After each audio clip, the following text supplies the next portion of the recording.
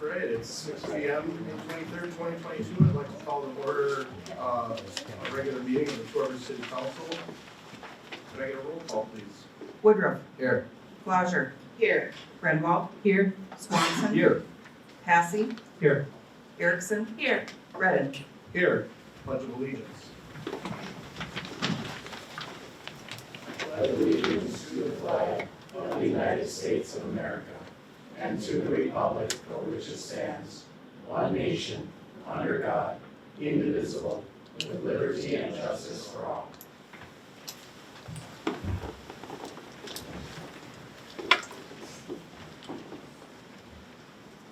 All right, are there any additions or changes to the agenda? Mr. Chair, I'd like to request the addition of consent agenda item number 22, authorizing the mayor and city clerk to execute and deliver the master lease agreement between the city of Two Harbors and Huntington National Bank for golf course maintenance equipment pending the approval of the city attorney. And I'd also like to request the moving of committee reports to after new business on the agenda. Thank you. All right. Next, I'm looking for a motion for approval of the agenda. So moved. Second.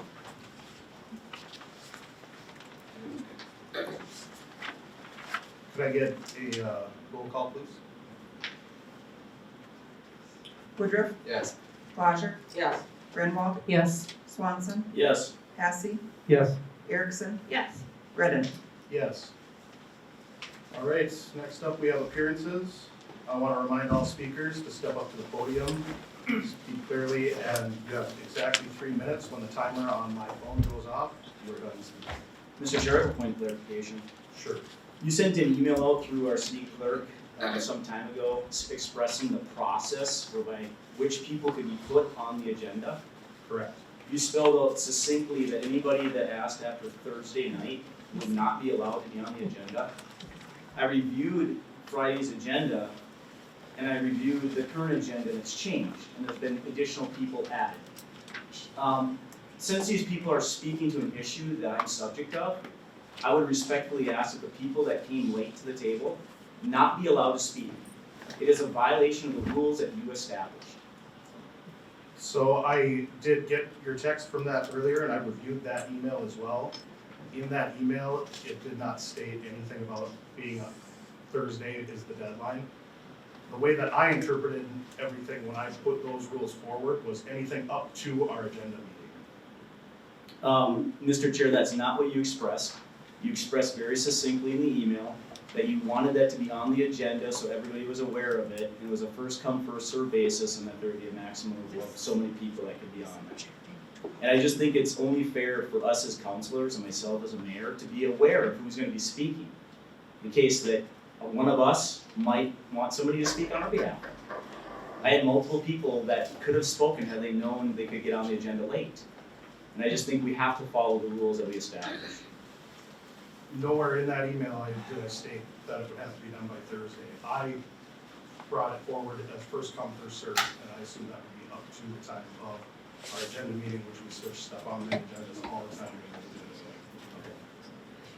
Thank you, Mr. Chair.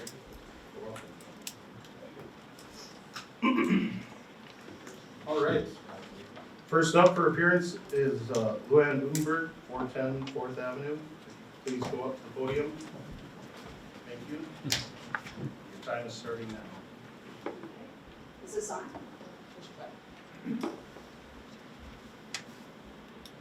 I'm Luann Rudenberg. I live at 410 4th Avenue. I was here a few months ago and stated that the mayor had exhibited a pattern of behavior that shows a stunning lapse in judgment on multiple fronts and going way back, for which he is completely unapologetic and shows no signs of remorse. I stated that I can only conclude that his behavior will continue with more collateral damage for this city. And so it has come to pass. Through 2 recall petition drives, I have had an opportunity to listen to people tell their stories. And there are many stories. In small towns, they add up. The community center was rented for 3 days, May 7th, 9th, and 11th, and people came in and sat with us for hours. and they told their stories. The floodgates have opened, and each day now it seems another revelation appears. The Resign and Recall Committee has done its due diligence. We have followed the charter. The people have spoken, and we have delivered. Enough is enough.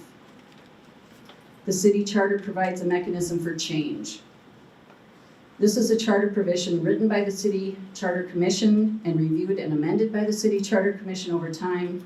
In fact, the mayor sits on the Charter Commission. Appendix C of the charter provides a template for the petition for recall. We followed that. Chapter 9 provides the process. We have followed the charter. We submitted the signed petition, and it has been certified. The next step, in accordance with the charter, is clear and unambiguous. The city administrator shall submit the proposed petition to the council at the next meeting at which the council is authorized to take action. If the officer sought to be removed does not resign within 5 business days, the council shall set a date for a recall election. We are hoping for a resignation, but are counting on you, the councilors, to do your duty. The people are ready to act for change. One last word in reference to the mayor's comments last year to a gathering of the Oakdale Chamber of Commerce. We do not celebrate mediocrity in Two Harbors. We were never broken. And when things begin to break, we act to fix them. Thank you. Luann, can I ask a question? Who in your group contacted the Secretary of State to ask if the, Councilor Erickson, you actually asked last night for me to ask, and they're up here, so I'm just doing what you asked. Who contacted the Secretary of State with your group to ask that the petition? You're not allowed that. Time's up. You don't know who asked the confidentiality? Oh, you told everybody that it was a confidential document. And then you said 3 times. You said 3 times, Mr. Ronnie, 3 times that this was a confidential document. I'll keep hitting on this, don't worry. It's gonna be a good night. Bring it on. Bring it on. Bring it on. All right, everybody. Come on. Next up, I have Clayton Anderson, 837th Avenue, on the condition of the skate park.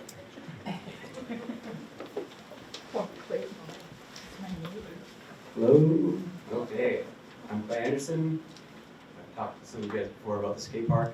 Here is my friend Marty. I'd like him to speak on behalf of the skate park. Technically, you can't give your time to anybody else. Okay. Sounds good.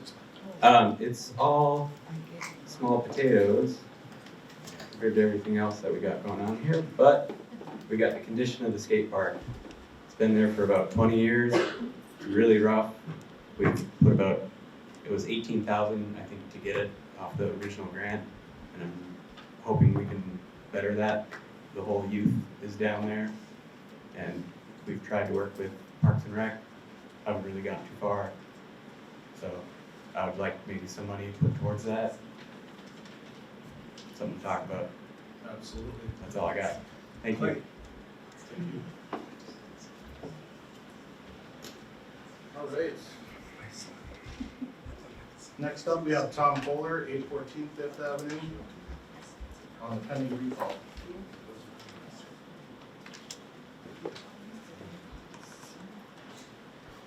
I am Thomas Kohler, Koehler, 814 Fifth Avenue.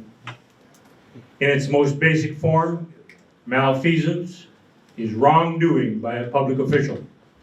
Examples of malfeasance include betrayal of professional trust or secrets, conflict of interest, and insider trading. As an aside, for a future reference, immediate family is the smallest family unit, including parents, spouse, siblings, and offspring. Remember that.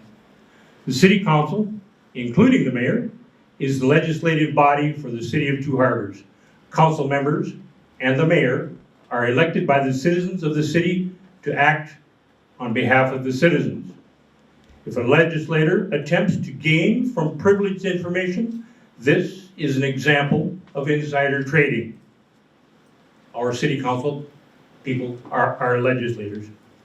In the case of our mayor, a city council member, he has on multiple occasions used knowledge he could only have gotten in his position as mayor for the gain of himself or his immediate family. He has attempted to leverage personal, familial, or business subordinate relationships by placing such associates on key boards, committees, or commissions in the city, potentially gaining influence in the form of favorable decisions he would not have had were it not for his position as mayor. Swanson's actions as mayor benefited himself or his immediate family in a way that would not have been possible if he were not the mayor.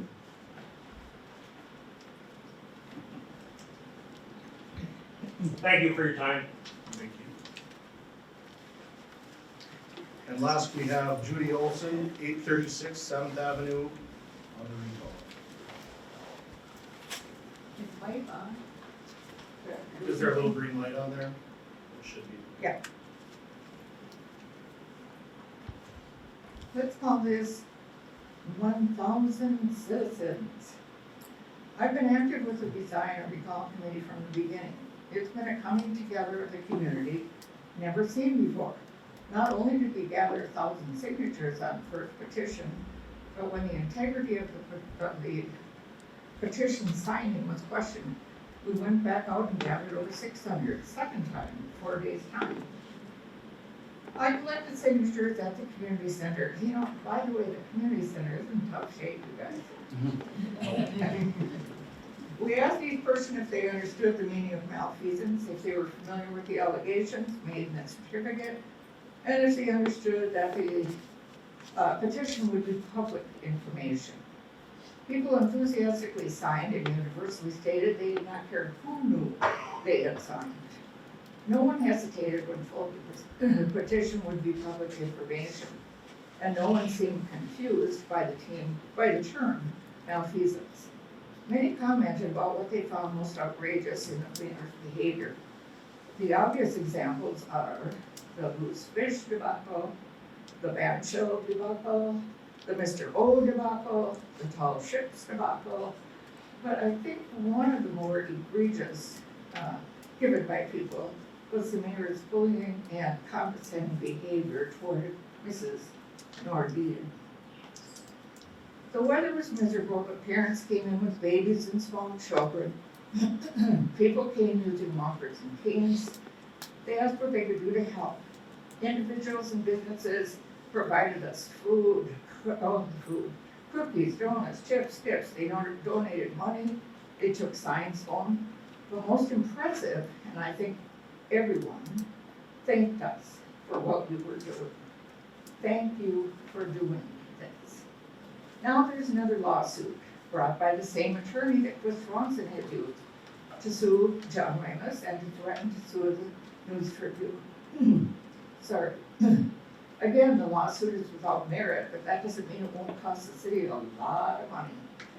The mayor actually acted surprised to hear that the city was being sued and would incur the legal costs of this lawsuit filed by an individual, Tim Jazersky, who is not even a resident of Two Harbors, and a Jane Doe and John Doe who claim to be Two Harbors residents, whose injury is that they pay taxes, and will have to pay for the city to defend itself against the lawsuit. That makes no sense. They can challenge the petition and this process over and over. The people have spoken and they will continue to speak. They will sign again and again, and they will vote when the time comes. Here we are. The people have made it clear they've had enough of Chris Swanson. If he truly cared about the city, he would do the right thing and resign.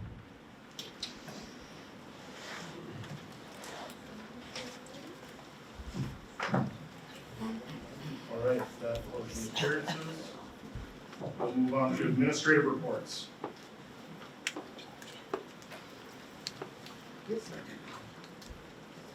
Joel, do you have better volume now?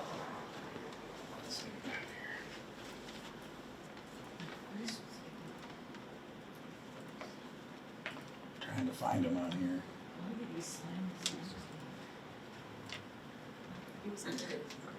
All right, let me see if we get them here, sorry.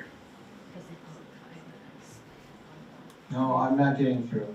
There we Yeah, go. we hear you now, Joel. Oh, you hear me now? Okay. Just to say I have nothing to report.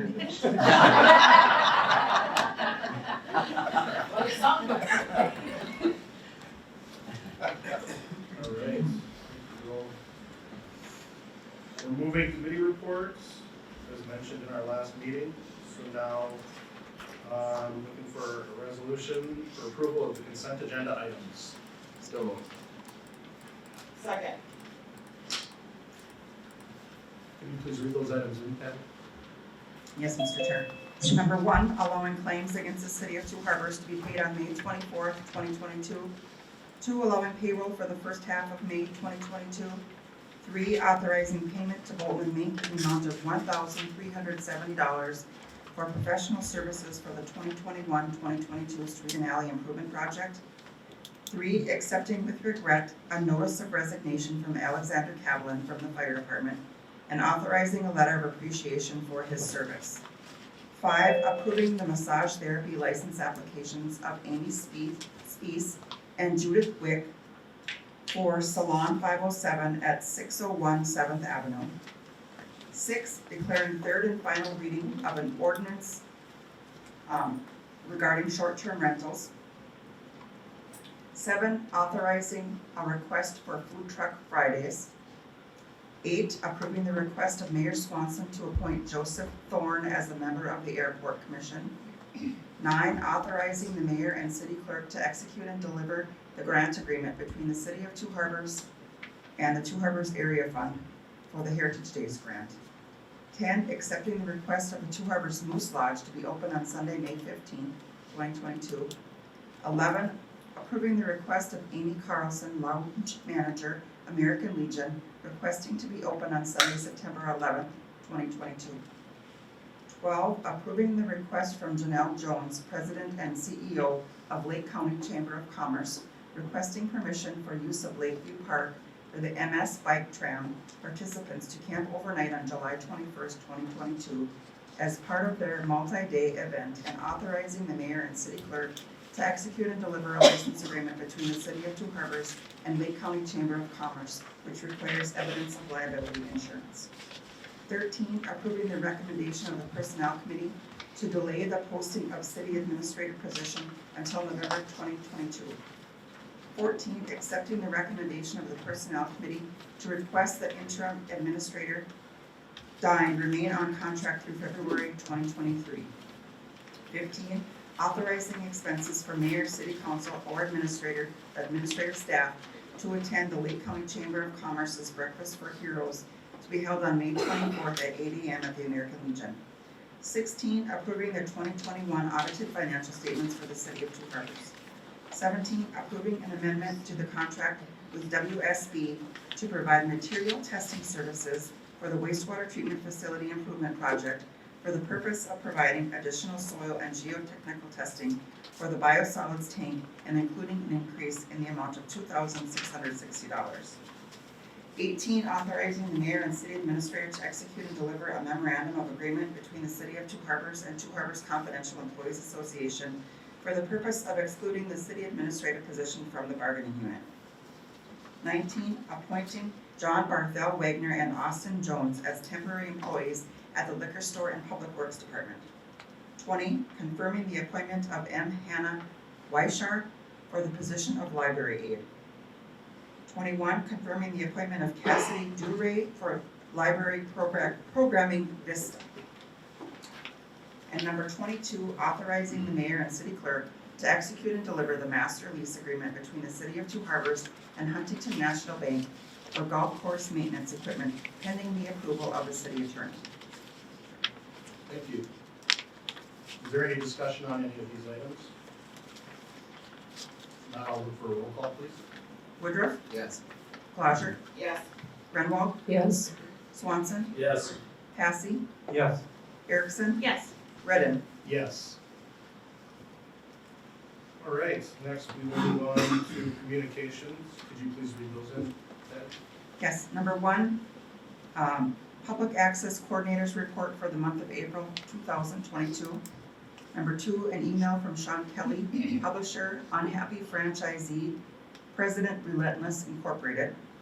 Three, a copy of an email from Dave Elquist, liquor store manager, providing information regarding the Omnibus Liquor Bill Conference Committee.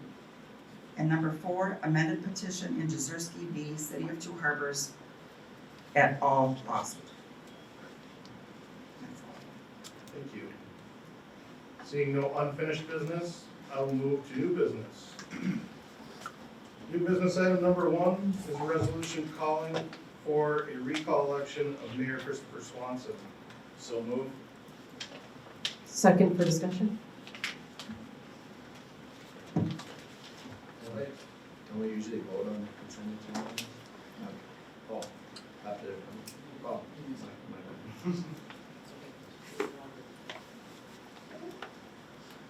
All right, I have a motion and a second on the table. Is there discussion on this item?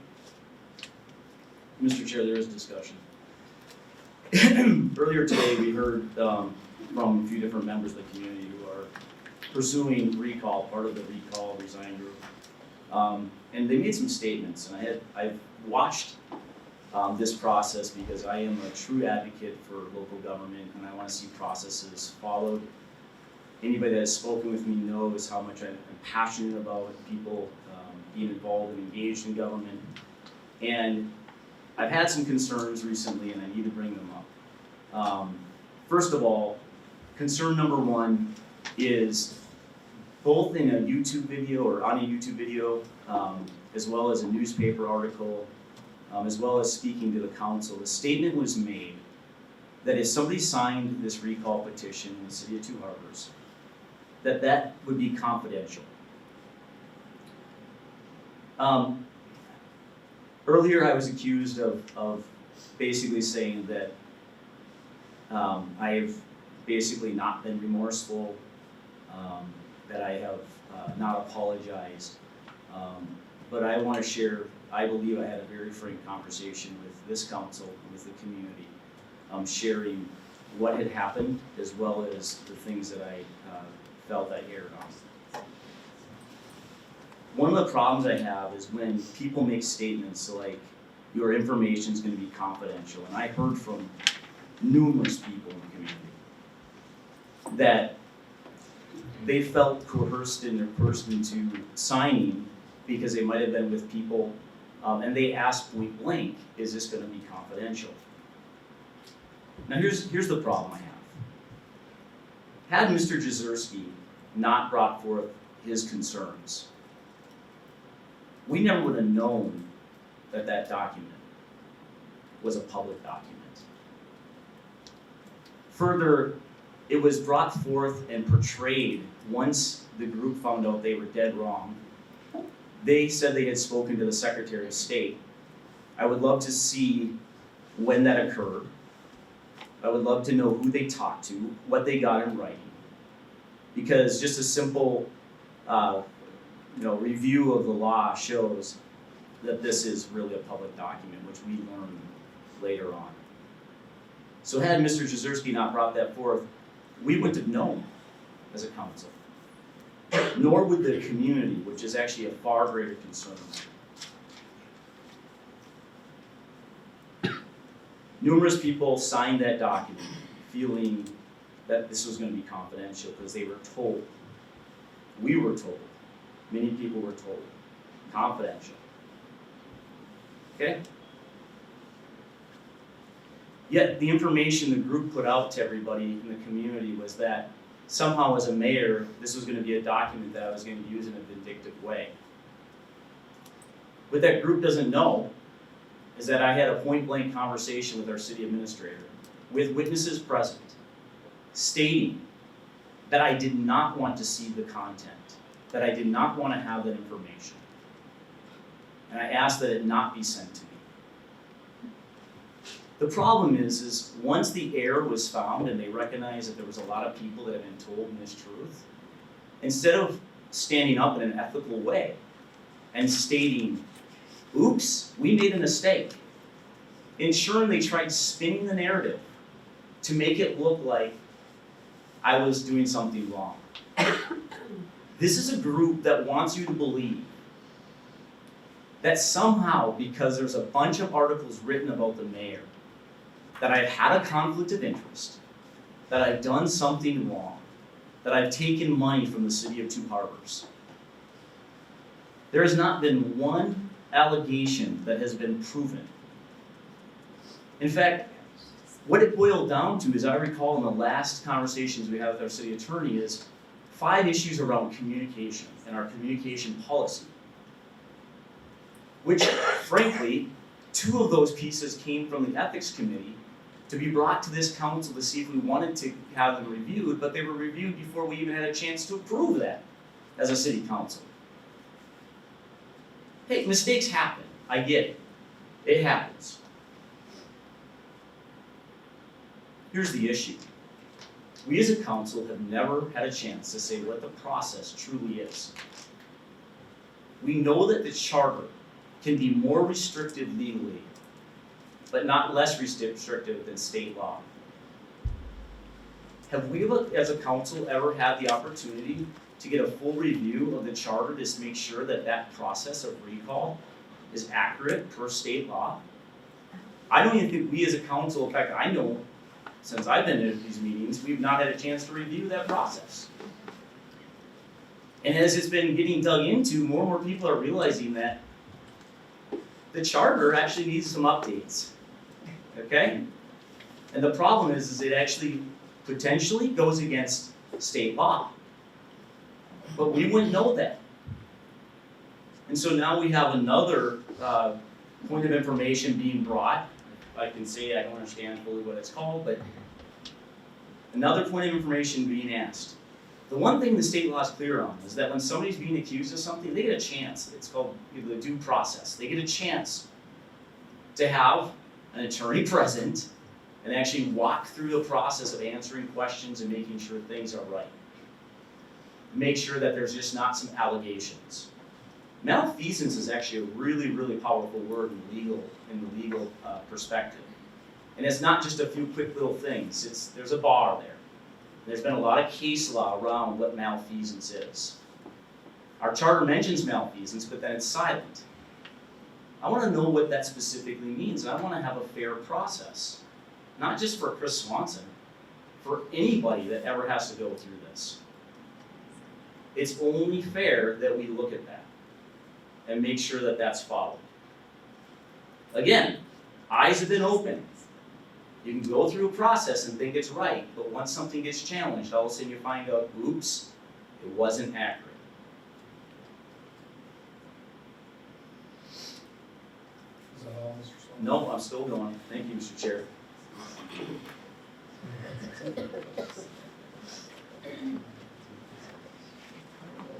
The biggest thing that I want to share is the malfeasance piece of this. What does that mean? Can you just shove anything into malfeasance and say, well, it looks like malfeasance? No, that's something that needs to be looked at by third-party people who can have an objective overview, that aren't emotionally tied into everything that's going on and can say, hey, this is something that is really an issue. And I know this council doesn't fully understand all those pieces of that, because I know I don't understand it. There's a bunch of pieces to malfeasance. But I think having a third party, much like state law requires for elected officials at the state level, which is a judge that gets to oversee, did that bar get reached? In our packets tonight, we have information on this background of what's going on now.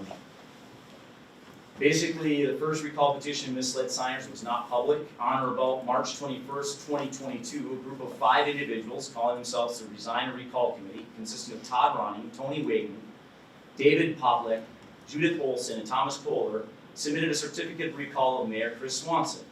The certificate, which was received by Patricia Nordine, the city clerk for the city of Two Harbors. The Resign and Recall Committee purportedly provided the city clerk with a petition in the form prescribed by the Chapter 9, Section 15 of the city charter, Exhibit C, which was to be used during their campaign to collect signatures in support of recalling Mayor Chris Swanson, but demanded that it be kept secret and not released to the public. This was the first recall petition. From March 21st to April 27th, 2022, the Resign or Recall Committee solicited signatures for the recall petition in person, via Facebook and other media, while repeatedly misrepresenting to potential signers that only the city administrator, not the mayor, city council, or any city employee will be able to see your signature. By the way, it's not lost on me to add some color that they went from 900 some signatures to 500 some signatures. On April 27, 2022, the Resign or Recall Committee submitted the recall petition to Joel Dine, the interim city administrator, represented that they collected 997 signatures from persons. They repeatedly assured that their signatures would be kept confidential, non-public, and unable to be seen by Mayor Chris Swanson. Again, I had people approach me and say that they actually had that experience, that they were told that. You can also watch what they said. They documented it on a YouTube channel. We have that URL. Dine stated that he made a request to the Minnesota Data Practices Office to determine whether the recall petition signatures are public or private or confidential or what. And until he received a ruling, he would keep the recall petition signatures confidential, and no one would be able to see them except him and or me. That was stated on that same YouTube video. Secret, confidential, non-public recall petitions without publicly viewable signers' printed full names, first, middle, and last name, residential addresses, signatures, year of birth, and signer's oath are not in accordance with Minnesota law. The Minnesota Government Data Practices Act, and I'm not going to read all the acts, the rule promulgated by the Minnesota Secretary of State in Minnesota 8205-1010, the United States Supreme Court or otherwise.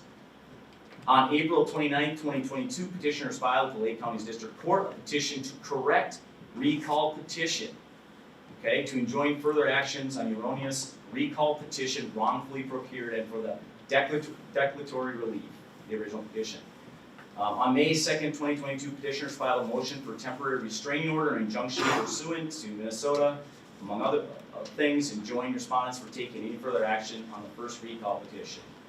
Subsequently, on May 2nd, 2022, the court set the first TRO motion on for hearing on May 5th, 2022. On May 4th, 2022, less than 24 hours prior to the hearing set for the first TRO motion, the Resign or Recall Committee, through their attorney, withdrew the first recall petition. Okay, so for everybody that's out there listening, for anybody that wants to know, the rules didn't get followed. Wrong information given to everybody in the community, over and over and over again. At the hearing on May 5th, 2022, Attorney Charles Newman, one of the 4 attorneys appearing on behalf of the City of Two Harbors, conveyed to the court that because the first recall petition was withdrawn by the Resign and Recall Committee, there was nothing for the City of Two Harbors to act upon. After acknowledging that petitioners received the gist of the relief requested with the first TRO motion, that the City of Two Harbors take no action upon the first recall petition, the court indicated there was nothing left before it to rule upon, as the subject recall petition had been withdrawn and the City of Two Harbors represented that it would not take any further action upon it. After the May 5th hearing, the Resign and Recall Committee recirculated the same recall petition without certification of its contents by the City Administrator or the Minnesota Secretary of State to verify that the form of the recall petition complies with the manner and form required by the Secretary of State for any election in the state of Minnesota, including recall petitions and proposed recall petitions pursuant to Minnesota rule. Council, basically what this is saying is that the Minnesota law is clear. You need to follow it. It's not being followed. The second recall petition fails to conform with Minnesota law. Presuming there were no changes made to the form of the second recall petition circulated by the Resign and Recall Committee from the first recall petition, the second recall petition also fails to conform to the form required by the Secretary of State, as it is without signer's printed names, full names, first, middle, and last name, year of birth, and signer's oath. Rule 8205 subdivision 2 requires that each page of the petition have a signer's oath that states, I swear or affirm that I know the contents and purpose of this petition, and that I signed this petition only once and of my own free will. Despite not having its second recall petition certified for conformance with the form set forth by Minnesota law, and no authority to determine whether it alleges specific facts that, if proven, would constitute grounds for removal of the elected officer, the Resign and Recall Committee circulated its second recall petition for signatures. On May 12, 2022, without any notice to the city council or the publicly garnished by the first recall petition, the resign or recall committee submitted its second recall petition to the city administrator and city clerk. Upon receiving the second recall petition, the city administrator and city clerk, without notifying this city council, okay, used unknown means to verify the signatures on the second recall petition. On May 18, 2022, 6 days after receiving the second recall petition, 6 days, the city administrator first gave notice to the city council of his receiving the second recall petition and his verification of signatures along with the city clerk without disclosing their means of verification. Typically, city election officials look to the statewide voter registration system, which is the official record of registered voters in the state. It is maintained by the Secretary of State and lists the name and registration information of every legally registered voter in Minnesota. The SVRS is regularly updated with address change information provided to the Secretary of State. They can also obtain this information from the Department of Public Safety, etc. There is no indication whatsoever that the city administrator and city clerk properly verified the signatures on the form of the second recall petition. The City of Two Harbors is a home rule city charter. Okay, Minnesota Constitution, any local government unit when authorized by law may adopt a home rule charter for its government. If Minnesota provides that a city charter may provide for any scheme of municipal government not inconsistent with the Constitution. If the charter provisions are inconsistent with constitutional provisions, the constitutional provisions are controlling. Okay, in other words, the Constitution of the state has the upper hand. The legislature has complete power to remove an elected official from office or to authorize such removal subject only to the limitations the Constitution may impose on that particular office. The Two Harbors City Charter requires that a recall petition include allegations of malfeasance and a statement of the grounds for removal, but fails to define malfeasance. What is malfeasance? Very interesting. The Minnesota legislature finds malfeasance for purposes of determining the grounds for the recall of elected state officials as the intentional commission of an unlawful or wrongful act by a state officer in the performance of the officer's duties that is substantially outside the scope of the authority of the officer and that substantially infringes on the right of any person or entity. The Minnesota Supreme Court divides the definition of malfeasance contained in the state's official recall statute into 5 identifiable elements: an intentional act that is unlawful or wrongful in the performance of the officer's duties, that is substantially outside the scope of the authority of the officer, and that substantially infringes on the rights of any person or entity.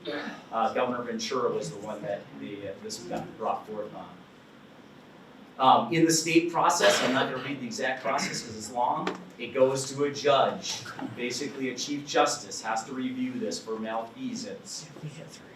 Here's what's interesting. The second recall petition fails to set forth allegations of malfeasance as grounds for the recall of Mayor Swanson.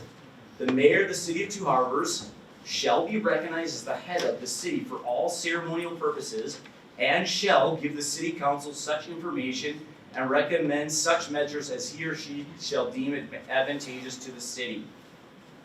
Okay? And shall give the city council such information, recommended such measures. The allegations set forth in the second recall petition fail to set forth each of the elements of malfeasance as a term is defined by Minnesota law. I can go on and on because you can read this, but here's what I want to say, Mr. Chair. Here's what I want to say, Mr. Chair. Order. Thank you. Here's what I want to say, and it's very important. It's very, very important. I know there's a time limit here for Councilor Renwald, so I just want to say this. I have a lot of serious questions. I heard our city attorney say that this is going to be brought forth to the court. There's going to be some sort of a hearing, I'm sure, and there's going to be some decisions made.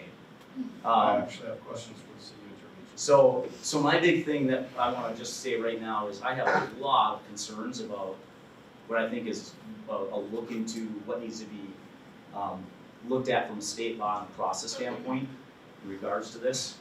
And I think a court could probably determine this, so I'm more than willing tonight to table for the court, or if, I would say that we should know about this because we can always come back at a different time with the proper process. Because I think they're going to deem this process wrong. Thank you, Mr. Chair. Councilor Erickson, did you have something to add? No, I was just wanting to maybe do a point of order that these are claims and not facts. So I think we need to be clear that what he was reading was a claim made by someone, so this wasn't actually factual information. So until we get that determination, I just want to be clear that those ideas were not. And then I will wait to have you ask your questions of the attorney, because we did receive answers from our attorney on many of the things that seem to be a concern. I would just like to give our city attorney a chance to explain what he was going, what, he hasn't gotten a chance to explain yet in regards to. Thank you. I will note for the council that Charles Nowen of Lockridge, Grindle and Nowen is here too.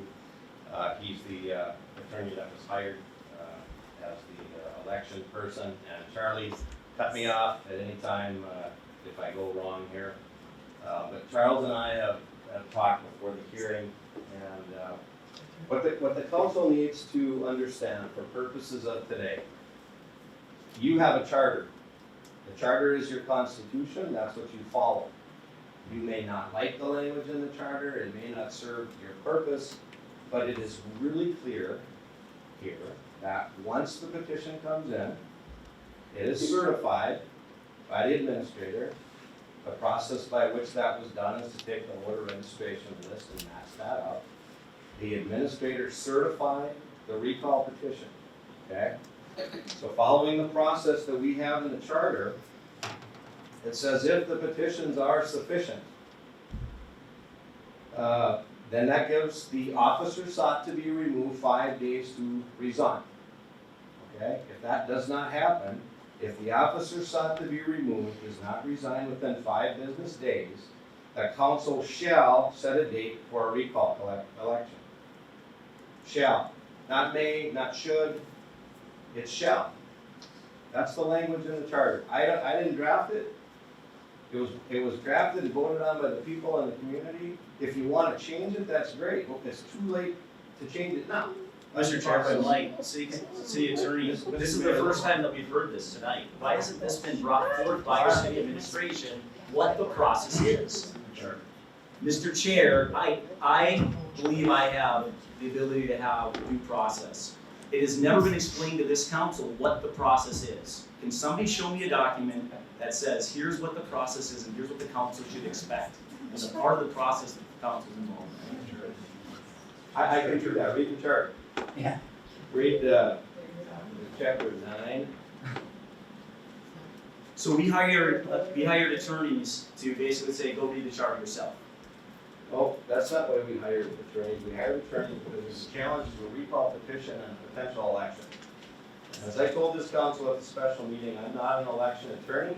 I don't want to be an election attorney. I'm not going to spend a lot of time spinning my wheels. I recommended to bring in an expert who works on these things. He and his firm are very skilled, and that's why Charlie Nowen is here today, and that's why he's helping the council through the process. And Mr. Nowen and I agree unequivocally that the council doesn't have a choice tonight. The language is shall. You have no other alternative. And I'd make up more if I had it, but I don't. It's really that short and it's that succinct. Any other questions to me? Or Mr. Nowen? I guess Mr. Now has anything that you'd like to add? I'm trying to find him here. He was just up there. He was just up there. Sorry about this, folks. You can hear me? Now we can. We can hear you now. Okay, great. I'm Charlie Nowen, Lockridge, Grindle, Nowen. I do practice in election law, and I've been working with city attorneys through Costly in this matter. And I have nothing to add or change in what he just told the city about what the ordinance says and what the process is. Obviously there's a lawsuit, and it was just amending on Friday. Presumably there'll be some litigation. It doesn't involve Colonel Swanson, is not a party to it, but there'll be some litigation, and we'll be responding on behalf of the city in that lawsuit.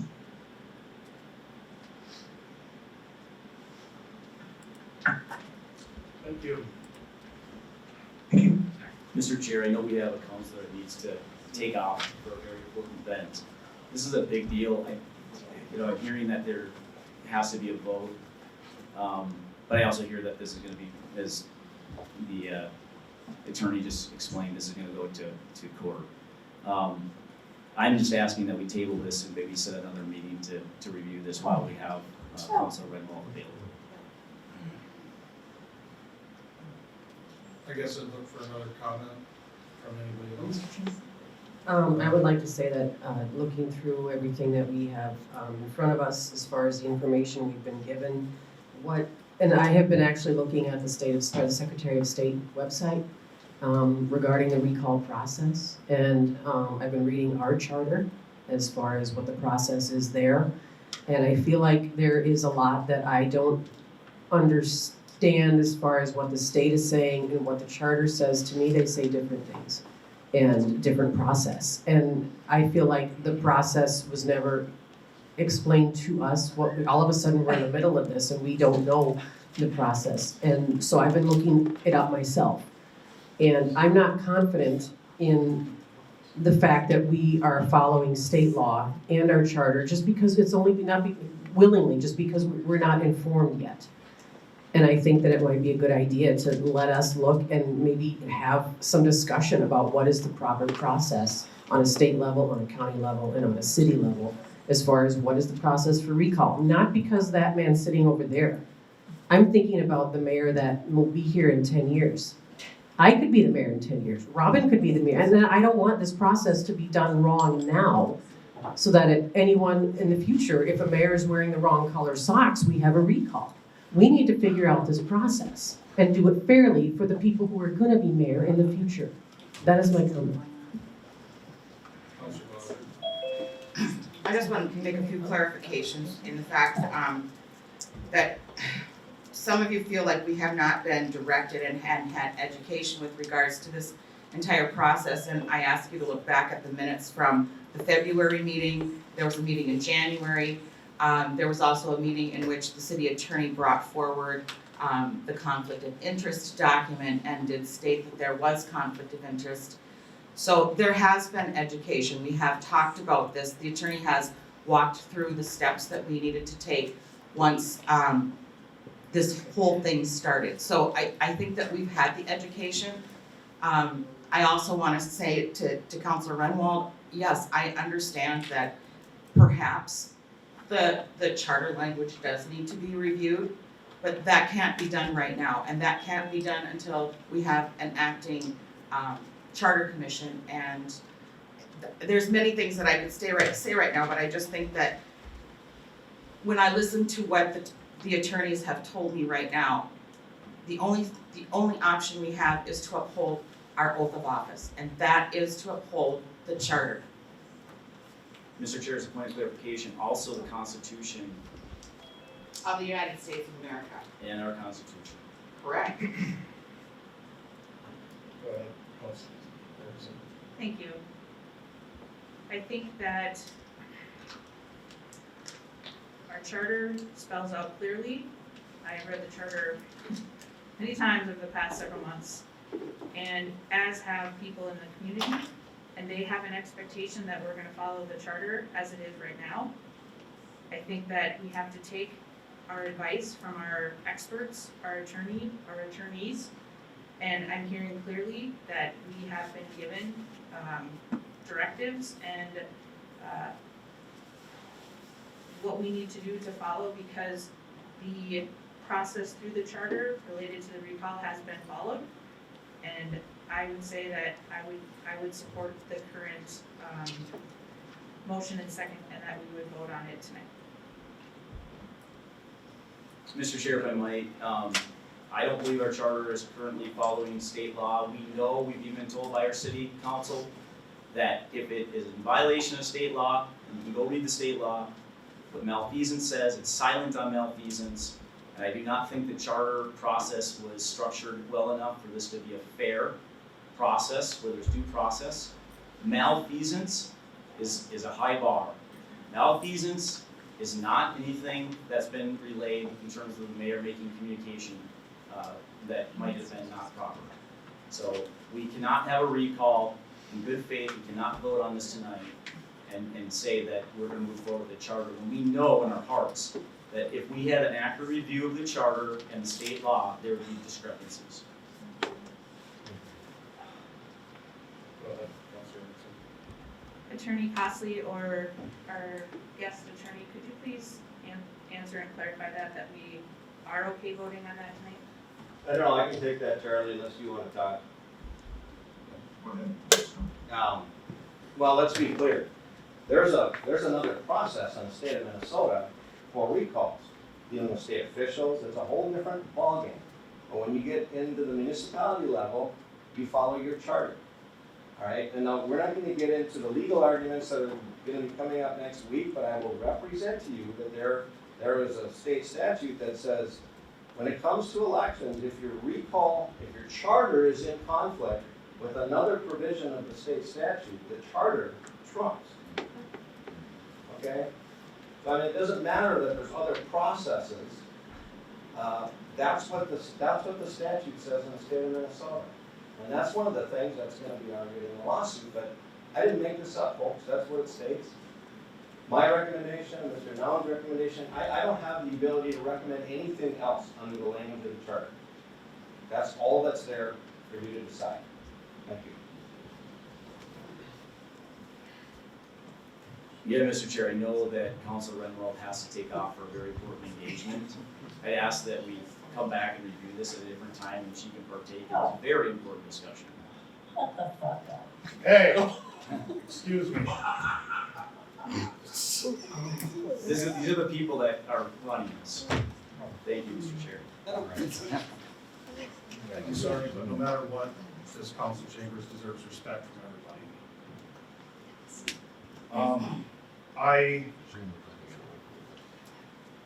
I feel I have no choice but to take our attorney's advice. That's what we paid them for. That's what, they know the law. They know what we're doing. Does anybody else have anything to say about that? Well, that's just a question for the attorney. So the lawsuit, the current lawsuit against us has no reflection, the outcome of that on our vote tonight. It has stated that it was found wrong, that they won the lawsuit. And we vote on it tonight and pass this. Wouldn't that negate anything that we're doing here tonight? I think I understand. Would we be doing things out of order, I guess is my question. No, but if the court takes action down the road, the court can order things to cease and stop. That makes sense? Mhm. This council has to continue on until some judge orders you not to do something you have an obligation or a right to do, whatever that may be. And we're not at that point, there's a pending lawsuit. The argument is that we want to stop this process for Mr. Brzezinski, but that's not before us, that will never come before you, that will be in front of a district court judge to be decided in the future.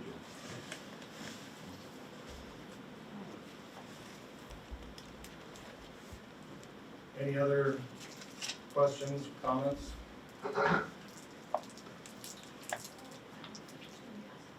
If not, I have a motion on the floor, and I would like a roll call, please. Woodruff, Yes.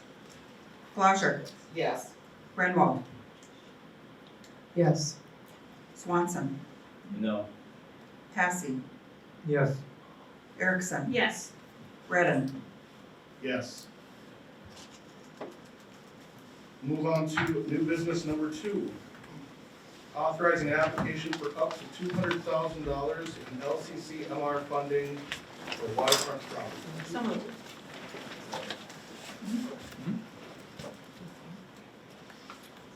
Is there any discussion on this item? If not, I'll look for a roll call, please. Woodruff, Yes. Glasser, Yes. Renwald, Yes. Swanson, Yes. Passy, Yes. Erickson, Yes. Redden. Yes. All right, I will now move on to our committee reports. First up, we have the HRA.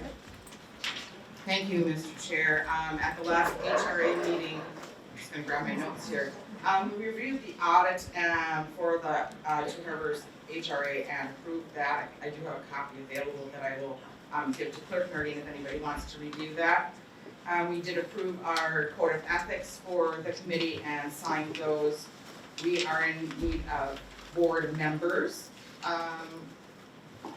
The meeting of the HRA ad hoc housing group met and had a good conversation.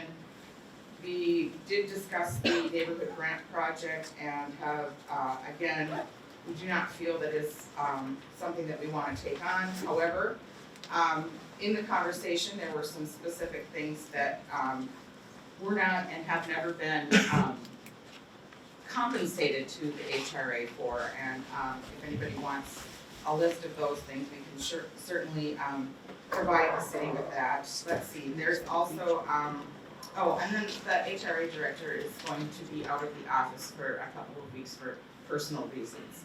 And I think that should do it. Thank you. Public Works Committee.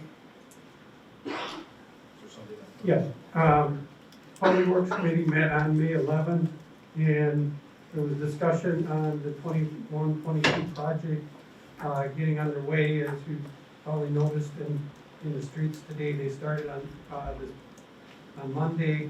We're also working with a property owner who is having a native planting instead of the regular grass that would be part of the city project and coordinating that. 2023-2024 street project was also discussed, and we were looking at the potential. Skunk Creek is alongside a large part of that road, and there may be an opportunity to apply for stormwater grants to benefit that project, and the city and the SWCD and the city are going to be meeting on that. Final assessments are being prepared for the 2021-22 project, and feasibility calculations will be early 2022. Discussion was held about the sidewalks and how those would be assessed, and the agreement that everything is done at cost per square rather than in the actual bid prices. The Public Works update, the Public Works is carrying on hot patching throughout town. There's been some problems down at the back, the campground, so they working the backfill to take there. And then they're getting the ball fields ready, and also discussed a charging station at the visitor center. That's what I have. Thank you, Professor Bassi. Rec Board. We had two members out of town, and Tim Murphy will be working with Patty Nardine to schedule before our regular next. It was unaware before the meeting night that we didn't have people that could meet. Thank you. Public Safety Committee. Yep, Public Safety met, Mr. Chair. We had two things that we were dealing with under tall ships. One is parking in the neighborhoods. The chief has a really good plan, I think, and the assistant chief on how that's going to work. That'll be coming forward in the future. And then there was concern and discussion over the fact that the DNR was going to keep the boat launch open during that time. There's a lot of concern about the amount of foot traffic through that area. So they're going to work on trying to keep that as safe as possible. That's all we discussed. Thank you, Mr. Chair. Thank you. Planning Commission. Planning Commission met on the 5th, or on the 3rd, and that was when we reviewed the short-term rental ordinance, and our next meeting is scheduled on the 7th of June. Thank you. Personnel Committee. Mr. Chair, I believe everything that the Personnel Committee discussed was on the agenda, and we had brief discussion about it prior to the regular council. Energy Commission. There's gonna be a lot coming out of the Energy Commission very soon. We had a good meeting with the whole commission, and Planner Sturbins was there on the future of the energy. Paul Lemare and many tug and maritime experts have consulted with us. They're gonna meet with us again before we present to the council, but it will be coming soon, our recommendation from the Energy Commission. That's pretty exciting. I don't wanna give away, I don't wanna put the cart before the horse, so. Tom continues to take care of the tug, he pumped the tug 3 times, each time less and less. And that's all we have for right now. Thank you. Utilities Committee. Utilities met, I think the big item was already approved on the agenda. The other discussion was a brief discussion with regards to the significant user agreement, thank you. Discussion was held and I believe that our engineer is drafting a letter with response to Cascade. Thank you. The Liquor Store Ad Hoc Committee, I guess I can report on this a little bit. We sat down last week and started reviewing land that is for sale that Mr. Costley has shown us. And we're reviewing to see if it's viable, as we discussed. Planner Service was going to be asking the Lake County Soil and Water District to kind of look over the property a little bit and see if it's even viable to build on.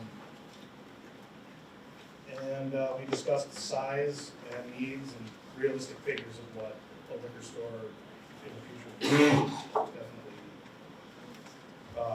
need. And that's about it. Did you have anything to add, Jen? I'm just, my question is, when you said you were looking at property, is this property other than the property we already own? Correct, yes. And why are we looking at different property? Basically, it was brought to us by administration thinking that we may not be able to fit in the entire footprint of where we are currently at right now. And can you tell us what property you're looking at? It would be the property next door to Culver's. Guess we look at that one. Anything else to add on that, Jen? No, I was just gonna say is that we started looking at other properties because we know that we need to expand. And with the MnDOT project coming up, for campers and trailers and boats and everything else to get in and out of our current location, it's a safety hazard, and MnDOT has brought it up. So as we're looking, we were just exploring all options, which is why this ad hoc committee was formed.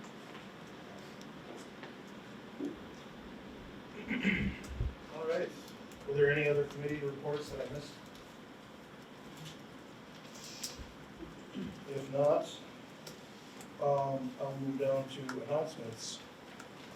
Mr. Chair. Go ahead, Miles. I just want to say something on behalf of myself. This year's been a very difficult year on the council. It's very conflicting. I don't think a lot of people realize how hard this job can be. I don't believe the mayor is a bad person or malicious person. I'm here to represent the people. And I just want everybody to really, it's all you can do in these matters is follow your heart of what you believe is wrong or right. And I would just highly encourage everybody to look at the whole picture. Because this is a chance for the public to have what they want. It's up to us to send it to the vote, but it comes down to the public if you go vote yes or no. And I would just highly encourage everybody to look at the whole picture, to look at everything. It's very complicated, it hasn't been easy, and I have the inside information, and I struggle with it at times, because I struggle to know if I'm making the right decision. I think the mayor truly does love this town and he cares about it. It's not an easy position to be in, and I just want him to know that my heart goes out. My heart goes out for the whole city. I hope we can get beyond this, because it's been a real dilemma. We haven't been able to focus on anything that we need to. So I just want the public to know that we are trying our best, and that includes everybody in the council, including Mayor Swanson. It hasn't been easy, but I think if you just follow your heart, we'll get through this. That's all. Any other announcements? If not, I'll look for a motion to adjourn. So moved. Second. Any discussion on that? Roll call, please. Yes. Bodger. Yes. Swanson. Yes. Hess.